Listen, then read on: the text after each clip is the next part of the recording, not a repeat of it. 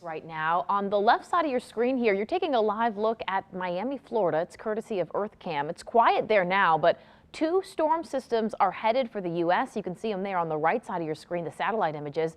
Anthony, I know you have been tracking these, and you're saying these two systems are actually pretty unique and pretty uncommon as well. Yeah, very uncommon and very unique. Let's start you off here with a look at the satellite. And as you mentioned, this is what's happening right now. Two tropical depressions.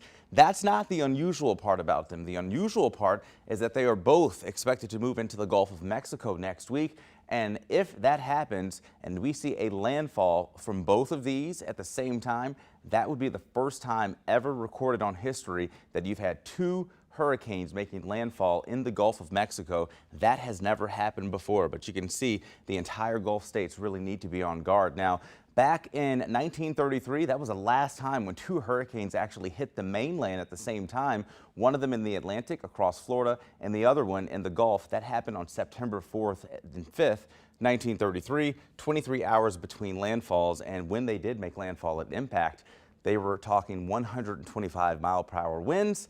The good news here, those storms will be not as intense, but still very unusual. Over almost about 100 years since we've seen something very similar like this happen. And again, never have you seen two of them in the Gulf of Mexico at the same time. So we'll be watching for that very closely next week. Allie, for now, back to you.